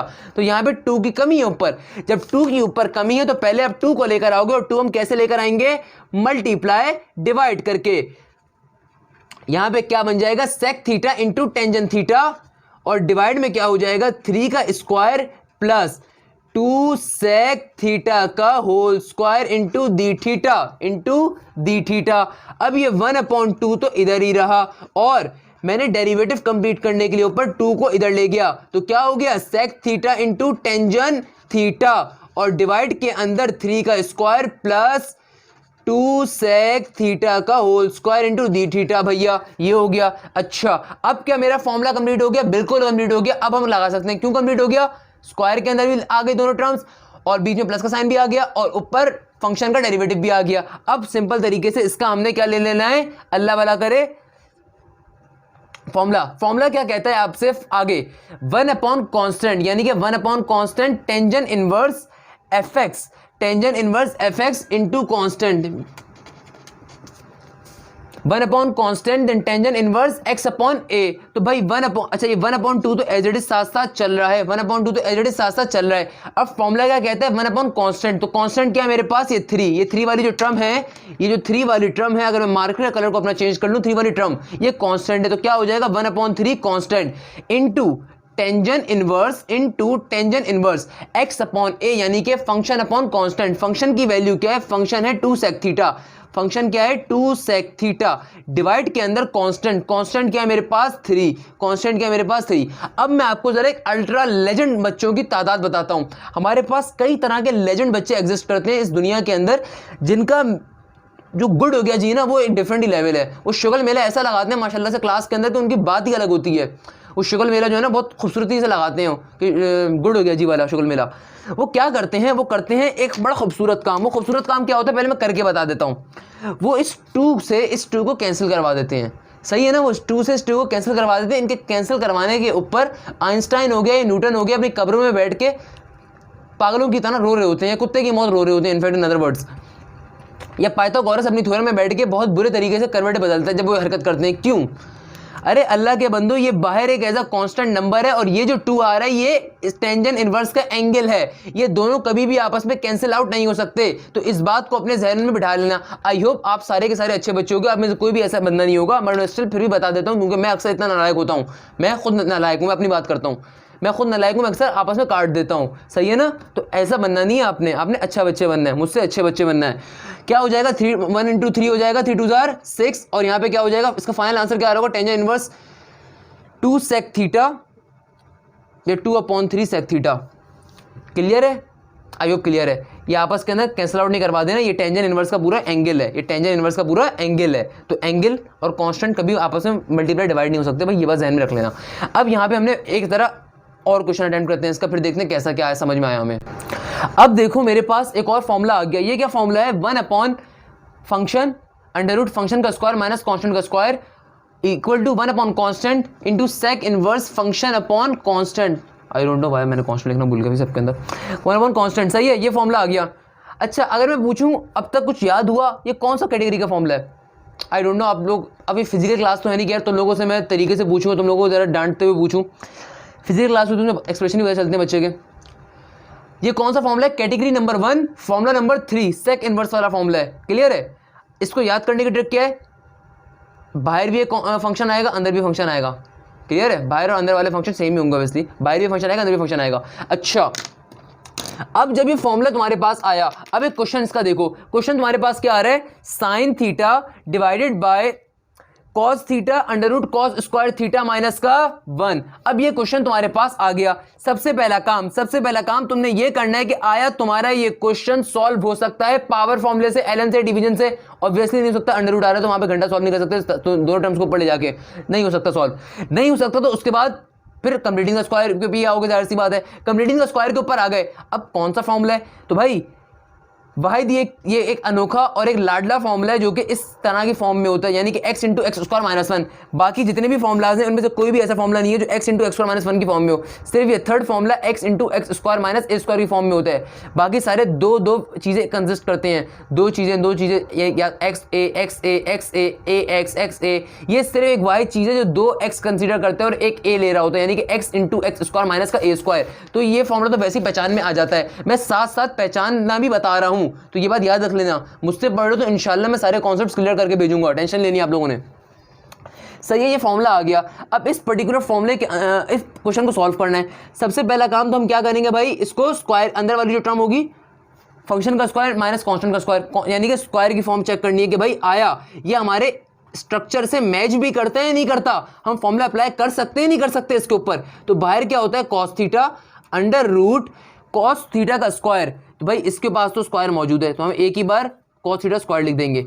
Minus का साइन यहाँ भी माइनस साइन है, मैच कर रहा है। और कांस्टेंट का स्क्वायर, कांस्टेंट क्या है 1 का स्क्वायर, यानी कि मैच कर रहा है। यानी कि पहली कंडीशन तो हमारी सही हो गई। पहली कंडीशन क्या थी, ये थी कि भाई स्ट्रक्चर के मुताबिक फॉर्म होना चाहिए। नीचे वाली चीज, बिल्कुल नीचे वाली चीज स्ट्रक्चर के मुताबिक फॉर्म हो गई। स्ट्रक्चर क्या है, फंक्शन का स्क्वायर माइनस फंक्शन कांस्टेंट का स्क्वायर फॉर्म हो गई। अब दूसरी चीज मैच करनी है, क्या आया पर्टिकुलर मेरे फंक्शन का ऊपर डेरिवेटिव मौजूद है कि नहीं मौजूद है, इस चीज को हमने चेक करना है। तो भाई कॉस का डेरिवेटिव क्या होता है, साइन थीटा, बिल्कुल सही है। क्या साइन थीटा डेरिवेटिव होता है ना कॉस का, बिल्कुल सही है। आप लोग क्या बोलोगे, सर सॉल्व कर दें इसको, बिल्कुल सॉल्व कर देते हैं। मगर नलायकों, कॉस थीटा का डेरिवेटिव क्या होता है, माइनस का साइन थीटा। तो माइनस की यहाँ पे कमी मौजूद है, तो पहले आप उस माइनस को लेकर आओगे। वो माइनस हम लेकर कैसे आएंगे, माइनस का साइन थीटा, नीचे क्या आ जाएगा कॉस थीटा, और कॉस थीटा का होल स्क्वायर माइनस का 1 का स्क्वायर। सही है। अब आप डेरिवेटिव कंप्लीट हो गया। क्या फंक्शन का ऊपर डेरिवेटिव कंप्लीट हो गया, बिल्कुल हो गया। Cos theta derivative is minus sine theta complete हो गया। तो आप फॉर्मूला अप्लाई कर दोगे। फॉर्मूला क्या है मेरे पास, 1 अपॉन कांस्टेंट, कांस्टेंट क्या है मेरे पास 1 का 1, तो 1 का 1 एज इट इज आया। फिर फॉर्मूला आगे क्या कहता है, sec inverse as it is लिखा। आगे क्या कह रहा है, फंक्शन को लिखो। फंक्शन क्या है मेरे पास, कॉस थीटा, और डिवाइड के अंदर कांस्टेंट अगेन क्या है 1 ही है। तो इस तरीके से इसका जो फाइनल आंसर आपके पास आ रहा होगा वो आ रहा होगा माइनस का sec inverse into cos theta plus का सी। क्लियर है भाई। अगर मेरा स्टैमिना, मेरा कॉन्फिडेंस, मेरा पढ़ाने का तरीका कुछ भी अच्छा लगा या फिर तुम्हें अच्छा समझ में आया, तो एक बार याद रख लेना, काइंडली लाइक करो, चैनल को लाइक करो, फेसबुक पेज लाइक करो, पोस्ट को शेयर करो, लोगों को बताओ कहाँ से सीख रहे हो, किससे सीख रहे हो, कौन है, उसकी क्वालिफिकेशन क्या है, कैसे पढ़ाता है वो, अपने टीचर्स को जाके बताओ इनफैक्ट किससे सीखा है। मेरे लिए बहुत बड़ा एहसान होगा तुम लोगों का, जज़ाकल्लाह। अच्छा, अब हमारे पास एक और फॉर्मूला आ गया। क्या है भाई, अगेन यार 1 upon x square minus constant square. कौन सा है, कैटेगरी नंबर 2 का है। किसका है, कैटेगरी नंबर 2 का। मुझे कैसे पता चला कैटेगरी नंबर 2 का है, कैटेगरी नंबर 3 के अंदर दोनों फॉर्मुलाज अंडर रूट वाले थे। कैटेगरी नंबर 3 के दोनों फॉर्मुलाज अंडर रूट वाले हैं। मैं साथ साथ याद करने का तरीका भी समझा रहा हूँ बेटा। कैटेगरी नंबर 3 के दोनों फॉर्मुलाज अंडर रूट वाले हैं, तो जाहिर सी बात है सिर्फ कैटेगरी नंबर 2 के अंदर दोनों फॉर्मुलाज रूट के बगैर वाले हैं। क्या है, x square minus A square. क्या है, एक्स स्क्वायर माइनस ए का स्क्वायर, यानी कि कॉन्स्टेंट का स्क्वायर। अच्छा, ये फॉर्मूला क्या आपसे कह रहा है, 1/2 constant into ln fx minus constant यानी और fx प्लस कांस्टेंट, यानी कि जो भी फंक्शन उसका कांस्टेंट। अच्छा, अब ये फॉर्मूला आ गया। अब ये क्वेश्चन आ गया पेपर का। जैसे मैंने कहा, मेरे तमाम के तमाम नोट्स पास्ट पेपर से बने हुए होते हैं। मैं कोई भी किसी पर्टिकुलर नोट से नहीं उठाता है सारे क्वेश्चंस। मैं प्रॉपर पास्ट पेपर्स को गो थ्रू करने के बाद मैं लेक्चर प्रिपेयर करता हूँ अल्हम्दुलिल्लाह। ये सारे के सारे लेक्चर प्रिपेयर करता हूँ अल्हम्दुलिल्लाह। किसी न किसी पास्ट पेपर को प्रिपेयर करने के बाद किसी पास्ट पेपर्स को गो थ्रू करने के बाद प्रिपेयर करता हूँ। अब मेरे पास क्या चीज़ आ रही है, 1 अपॉन एक्स स्क्वायर माइनस का 1। अब इस पर्टिकुलर फंक्शन को कैसे सॉल्व करेंगे, आओ देख लो भाई। पहली चीज़ तो ये पहली कंडीशन क्या करनी थी, सारी चीज़ें चेक कर लो। पावर वाला लग सकता है, नहीं लग सकता, डिवीजन फॉर्म लग सकता है, नहीं लग सकता, एल फॉर्म लग सकता है, नहीं लग सकता। सारी चीज़ें फेल हो गई, कंप्लीटिंग स्क्वायर के ऊपर आ गए। अब चेक करना है कंप्लीटिंग स्क्वायर कौन सा वाला है, अंडर रूट नहीं है इसके ऊपर, यानी कि कैटेगरी नंबर 1 के अंदर सिर्फ एक के ऊपर अंडर रूट नहीं है। मैं अब फॉर्मूला सामने नहीं लेकर आ रहा, पहले मैं रिवाइज करवा रहा हूँ। कैटेगरी नंबर के जो 3 फॉर्मूला हमने पढ़े उनमें सिर्फ एक के ऊपर अंडर रूट नहीं है, वो बीच वाला है। और उसके अंदर जब अंडर रूट नहीं है तो बीच में प्लस का साइन है, यहाँ पे क्या साइन है, माइनस का। तो कैटेगरी नंबर 1 तो कैंसिल आउट हो गई। कैटेगरी नंबर 3 के दोनों फॉर्मुलास पढ़े, उसमें दोनों में अंडर रूट मौजूद है, तो वो वैसे ही कैंसिल आउट हो गई। यहाँ पे अंडर रूट नहीं है क्वेश्चन के अंदर। अब कौन सी कैटेगरी बची, सिर्फ कैटेगरी नंबर 2। कैटेगरी नंबर 2 इस तरीके से पहचानोगे। मैथ्स को अपनी मोहब्बत बना लो कि मैथ्स तुम्हें इतनी पसंद आ जाए कि मैथ्स को तुम इस तरीके से टीचिंग कर सको। क्लियर है, इस तरीके से तुम्हें मैथ्स समझ में आनी चाहिए, इस तरीके से तुम्हारे कॉन्सेप्ट्स क्लियर होने चाहिए मैथ्स के बारे में। अब जरा सामने रखो, मैंने जो बात करी थी, कैटेगरी नंबर 1 के तीनों फॉर्मुलास इन दो के ऊपर रूट था, यहाँ पे रूट नहीं था, तो ये तो वैसे ही कैंसिल आउट हो गए। सिर्फ इसके अंदर रूट नहीं था, मगर बीच में कैसा साइन है आपके पास, प्लस का, यहाँ पे माइनस साइन आ रहा था। कैटेगरी नंबर 3 के दोनों फॉर्मुलास के अंदर रूट आ रहा था, तो वो वैसे ही कैंसिल आउट हो गए। अब बचा 4 और 5, यानी कैटेगरी नंबर 2, उससे सॉल्व हो जाएगा क्वेश्चन। इतना कमांड अपनी मैथ्स के ऊपर रखो, इंशाल्लाह ज़िंदगी में कोई मसला नहीं होगा। अगर मेरा पढ़ाने का अंदाज़ समझ में आया, मुझे कोई चीज़ समझाना चाहते हो, मुझे बताना चाहते हो मैं किस तरीके से इंप्रूव करूँ, मैं हमेशा सीखने को तैयार हूँ। मैं कई दफ़ा अपने स्टूडेंट्स के जरिए बहुत चीज़ सीखता हूँ। तुम लोग कमेंट के ऊपर, इनफैक्ट रिसेंटली एक बच्चे ने कमेंट करा मुझे कि सर आपका ऑप्शन नंबर 20 सही नहीं है, ऑप्शन नंबर डी बोथ होना चाहिए। मैंने उसको थोड़ी देर सोचा, मैंने बोला बिल्कुल सही कह रही है लड़की, और एग्जैक्टली वही क्वेश्चन था। तो मैं बहुत बार अपने स्टूडेंट से सीखता हूँ, तो आपका जो भी पॉजिटिव कमेंट्स है लाजमी डालो। अगर अच्छा तारीफ भी होगी तो एटलीस्ट मेरा उससे मोरल बूस्टअप होगा कि यार मेरे अपने वाइवास चलने, मेरे अपने फाइनल चलने में उसमें अगर मेहनत कर रहा हूँ तो मुझे उसका अजर मिलना चाहिए। इतना अजर तो एटलीस्ट मिले कि यार मेरी तारीफ तो कर सकूँ कि भाई तुमने पढ़ाया है, तुमने ये तो किया एटलीस्ट। मेरे पास क्वेश्चन आ गया 1/x² माइनस का 1 इंटू डी एक्स, सही है। अच्छा अब देखो इस क्वेश्चन के अंदर क्या है, सिंपल सा फॉर्मूला अप्लाई करना है। मगर पहला काम क्या करेंगे, सबसे पहला काम हमने ये करना है कि इसको स्पेसिफिक मेथड के ऊपर लेकर आना है, स्पेसिफिक पैटर्न के ऊपर। पैटर्न क्या है, x² माइनस 1 यानी कि फंक्शन का स्क्वायर माइनस कांस्टेंट का स्क्वायर कर दिया। अब एक बात चेक करनी है, क्या ऊपर फंक्शन का डेरिवेटिव मौजूद है। फंक्शन क्या है, x। शुरू से बता रहा हूँ, ये स्क्वायर को एज ए फंक्शन ट्रीटमेंट करने लग जाना। ये स्क्वायर स्ट्रक्चर का होता है, ये स्क्वायर फॉर्मूले का होता है, ये स्क्वायर फॉर्मूले का होता है। तो यहाँ पे क्या है, x, खाली फंक्शन क्या है आपका, x के ऊपर डेरिवेटिव मौजूद है, बिल्कुल मौजूद है, x डेरिवेटिव 1 होता है। तो आप डायरेक्टली फॉर्मूला अप्लाई कर दोगे। फॉर्मूला क्या होगा, 1/2 इंटू कॉन्स्टेंट, कॉन्स्टेंट क्या है 1 इंटू ln, ln के बाद क्या है fx, fx क्या है मेरे पास यानी कि फंक्शन क्या है x माइनस का कांस्टेंट क्या है 1 और डिवाइड में देन क्या है x प्लस 1 यानी कि fx प्लस कांस्टेंट यानी कि फंक्शन प्लस कांस्टेंट प्लस का c। ये सॉल्व हो गया सिंपल तरीके से। यहाँ पे मैंने मेजॉरिटी तरीके से सारी की सारी एग्जांपल्स कवर करवाने की कोशिश करी जो कि एनईटी के पास पेपर और नस्ट के पास पेपर के अंदर आई हुई थी, मुख्तलिफ तरीके से फॉर्मुलाज को इतने डिटेल में जाकर समझाने के। आई होप, और मैं इस बात की गारंटी दे सकता हूँ, तुम्हारे किसी भी एप्टीट्यूड के अंदर तुम अनिल हुसैन के 40,000 रुपये फीस दे के जो बैठे हुए हो ना, जो लड़के और लड़कियाँ बैठे हुए होंगे, तो वहाँ पर भी तुम्हारे टीचर ने तुम्हें इस तरीके से नहीं पढ़ाया होगा। मैं इस बात की गारंटी तुम्हें दे देता हूँ, 40,000 रुपये देकर नहीं पढ़ाया होगा। और अल्हम्दुलिल्लाह तुम यूट्यूब चैनल के ऊपर आके जो मेरे पढ़ लो, फ्री ऑफ कॉस्ट पढ़ लो। सिर्फ इतना डिमांड करता हूँ कि काइंडली चैनल को सब्सक्राइब करो, लोगों को बताओ कहाँ से सीख रहे हो, लोगों को इल्म दो। ज़िंदगी हमेशा याद रखना, इल्म अपने पास रख के सड़ाने का नहीं होता, इल्म बांटने का। रे आगे बढ़ा, अपने पास रख के क्या कर लोगे भाई, क्लियर है। आगे बढ़ते हैं। अच्छा अभी तक तो हमने सिंपल ज़रा तरीके से पढ़ते गए। अब पेपर के अंदर क्रॉस क्वेश्चन टाइप के क्वेश्चन भी कर लेते हैं, किस तरीके से पेपर के अंदर और क्वेश्चन बन सकते हैं कंप्लीटिंग द स्क्वायर मेथड के। ये वाले जो वो क्वेश्चन जो आपने इंटर में नॉर्मली पढ़ते हुए आए और पिछले वाले भी ऑल्दो पढ़े हुए थे, बट वो तो ट्रिग्नोमेट्री टाइप के थे। इस वाले को जरा देख लेते हैं, ये वाले क्वेश्चन किस तरह पेपर में आ रहे होते हैं। अच्छा इस क्वेश्चंस के अंदर, इन क्वेश्चंस के अंदर क्या हो रहा है, हमसे क्या कह रहा है, कहा जा रहा है भाई कंप्लीटिंग द स्क्वायर मेथड आपने करना है, यानी कि आपने बेसिकली इसका आंसर निकाल के बताना है इंटीग्रेशन अप्लाई करके। ऐसे कभी भी क्वेश्चन आए ना, जो नीचे वाली चीज़ हो ना उसको अपने पास एक तरफ करके लिख लो। एक चीज़ क्या है, 5 + 4x माइनस का x² लिख लिया। अब इसको सिंपल क्वाड्रेटिक इक्वेशन को सॉल्व करना है तुमने सिंपल इसको स्क्वायरिंग करनी है। याद है कंप्लीटिंग द स्क्वायर एक बार क्लास 10 में करते हो, 5.10 या 5.5 है, सॉरी 5.5 के अंदर करते थे। क्या करते थे, अगर नहीं है तो कोई मसले की बात नहीं, मैं समझा देता हूँ।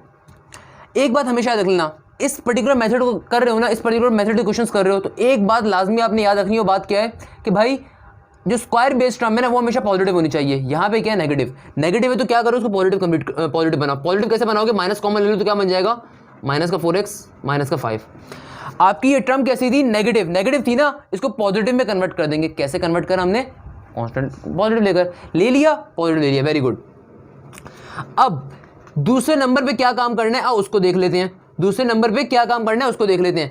पहले नंबर पे क्या काम करना है, सबसे पहले नंबर के ऊपर इस टाइप का आपको कंप्लीटिंग द स्क्वायर मेथड वाला यानी कि क्वेश्चन कंप्लीट करने के लिए आ जाए, या इस टाइप की फॉर्म के अंदर पेपर क्वेश्चन में आ जाए और आपसे कहा जाए इसका एमसीक्यू का आंसर बताओ, उसको डायरेक्टली पेपर लिख ले जल्दी से। लिखने के बाद पहली कोशिश क्या करनी है आपने कि जो भी आपकी क्वाड्रेटिक टर्म हो, स्क्वायर बेस्ड टर्म हो, वो हमेशा पॉजिटिव होनी चाहिए। उसको पॉजिटिव कैसे बनाओगे, माइनस कॉमन ले लोगे। माइनस कॉमन ले लिया आपने, बिल्कुल ले लिया। जब माइनस कॉमन ले लिया आपने तो क्या बन जाएगा, x² माइनस 4x और प्लस का माइनस का 5, सही है ना। इसके बाद आपने क्या करना है, अगर आपको कंप्लीटिंग द स्क्वायर करना नहीं आता, मुझसे पढ़ लो, कुछ फायदा करो।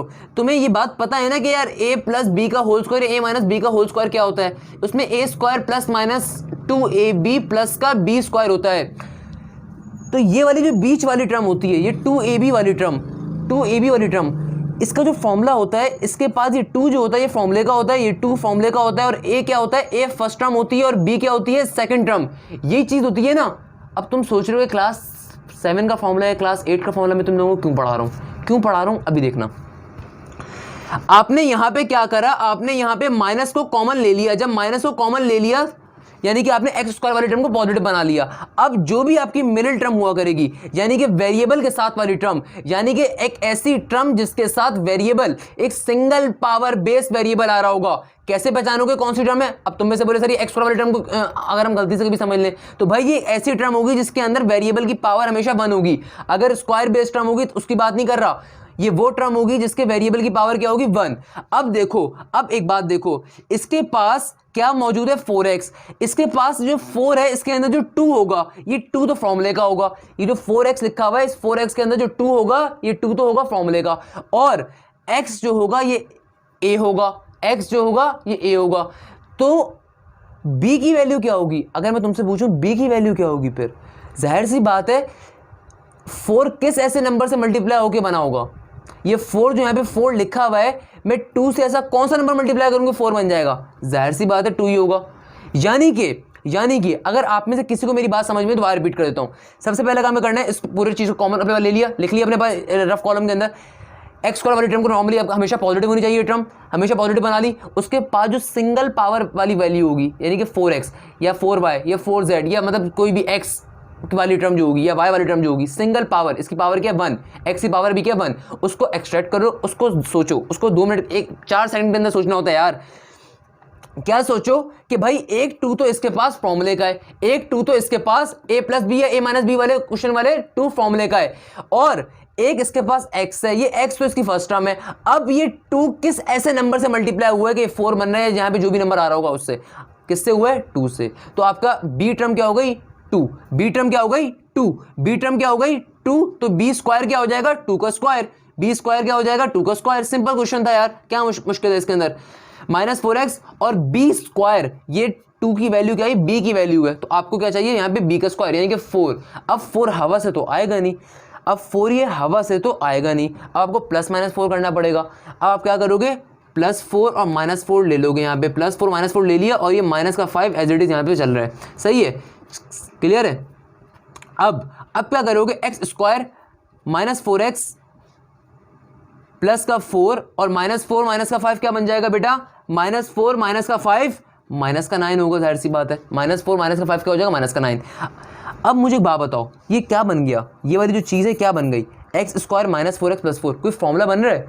कौन सा फॉर्मूला बन रहा है, a - 2ab + b का होल स्क्वायर प्लस b का स्क्वायर। तो क्या फॉर्मूला बन जाएगा यहाँ पे, माइनस का x - 2 का होल स्क्वायर, क्यों, a b का whole square, a square -2ab + b का स्क्वायर। और जब ये ब्रैकेट हम खोल ही रहे थे तो हमने ये वाली टर्म भी बाहर निकाल के लिख दी, तो क्या हो जाएगा माइनस प्लस का 9। तो अगर मैं इस पर्टिकुलर चीज को अब जाके फॉर्मूले में डाल दूं तो ये क्या बन जाएगी, ये बन जाएगी 1/√9 माइनस का x - 2 का होल स्क्वायर।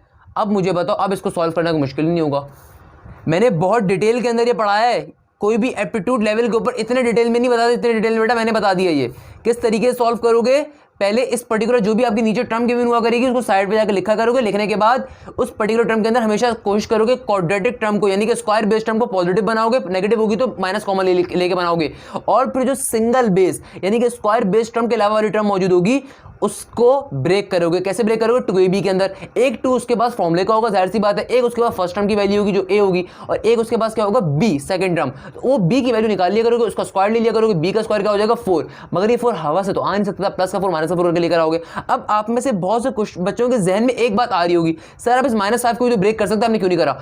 बिल्कुल मैं कर सकता था, मगर मैंने जानबूझ के नहीं किया, इसको करने का मेथड मौजूद थे, मैंने इसलिए नहीं करा क्योंकि बहुत दफा जरूरी नहीं कि ये टर्म फॉलो कर रहा हो सकता है यहाँ पे अगर माइनस का मन होता तब क्या करते, तब भी तो करना पड़ता ना, +4 - 4। अगर यहाँ पे -5 के बजाय माइनस का 1 होता है यहाँ पे, तो कब क्या करते, तब भी तो +-4 करते, तो इसलिए मैंने एक जनरल मेथड से करा दिया। अब यहाँ पे बन गया आपके पास √ के अंदर a² - x², a² - फंक्शन का स्क्वायर, ये पूरा आपका फंक्शन आ गया।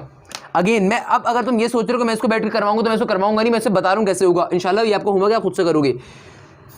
एक आ रहा है आपके पास कांस्टेंट का स्क्वायर, 9 क्या है कांस्टेंट, 3 का स्क्वायर इज 9, तो क्या हो जाएगा 9 की जगह पे क्या आ जाएगा 3 का स्क्वायर, और यहाँ पे फंक्शन क्या पूरा x - 2। पहला काम तो आपने स्ट्रक्चर के ऊपर लेकर है, स्ट्रक्चर के ऊपर लेकर है, अब आपको ये सोचना है कौन सा फॉर्मूला, कैटेगरी नंबर 1 के ऊपर जो फॉर्मूलाज थे कि वहां से कोई फॉर्मूला अप्लाई हो रहा है, बिल्कुल अप्लाई हो रहा है, पहले ही फॉर्मूला अप्लाई हो रहा है, a² - x² यानी कि साइन इनवर्स। मगर क्या फंक्शन का ऊपर डेरिवेटिव मौजूद है? फंक्शन के x माइनस टू का डेरिवेटिव क्या होगा? 1 मौजूद है। आपके पास सिंपल इसका आंसर आ जाएगा। क्या आंसर आ रहा होगा इसका? साइन इनवर्स फंक्शन क्या है? x minus two divided by constant क्या है? 3 का स्क्वायर यानी कि 3, ये इसका आंसर होगा। क्लियर है, आई होप क्लियर होगा। अगर आपको मेरा स्टैमिना समझ में आया हो, ये मैं दूसरी या तीसरी वीडियो बना रहा हूँ, तो काइंडली इस बात को नोट करिएगा। अगर कोई चीज़ मसला तो मुझसे पर्सनली के अंदर कॉन्टैक्ट करके पूछ सकते हो, मुझे कोई इशू नहीं होगा भाई। मैं नॉर्मली फेसबुक पेज पे रिप्लाई देता रहता हूँ, अपने फेसबुक पेजेस के ऊपर रिप्लाई देता रहता हूँ। क्लियर है? अगर आपको मेरी समझाने का तरीका समझ में आया, अच्छा लगा, पसंद आया, काइंडली लाइक करें, शेयर करें, सब्सक्राइब करें, लोगों को बताएं किससे समझा किससे नहीं समझा। अब आगे मेरे पास एक और क्वेश्चन आ जाता है। ये क्वेश्चन क्या है? x plus two into x plus blah blah blah blah 4 plus 2 square.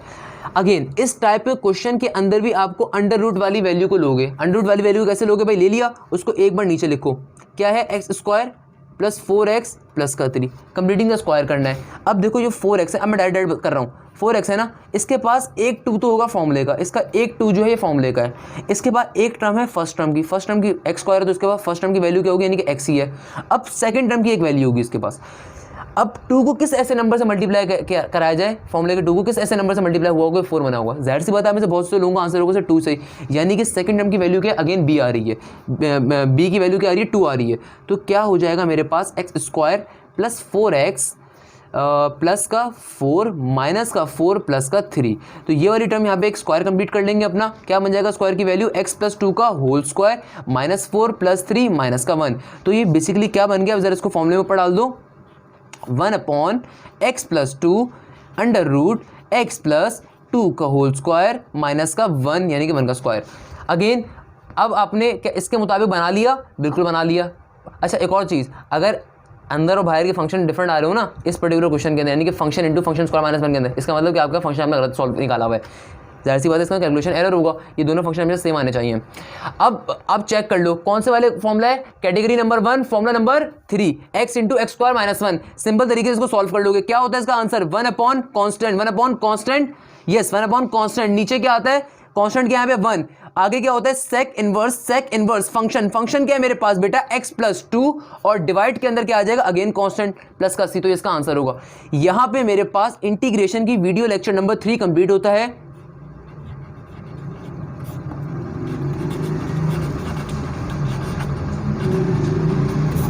यहां पे मेरे पास वीडियो लेक्चर नंबर 3 मेरा कंप्लीट होता है इंटीग्रेशन का। वीडियो लेक्चर नंबर 2 और वीडियो लेक्चर नंबर 3 एक इंतहाई इंपॉर्टेंट है, जो मैंने बहुत डिटेल में जाके पढ़ाए हैं। और ये जब अपलोड होंगे उसके 1 से 1.5 हफ्ते के बाद तुम लोगों का एनईटी का टेस्ट होगा इंशाल्लाह।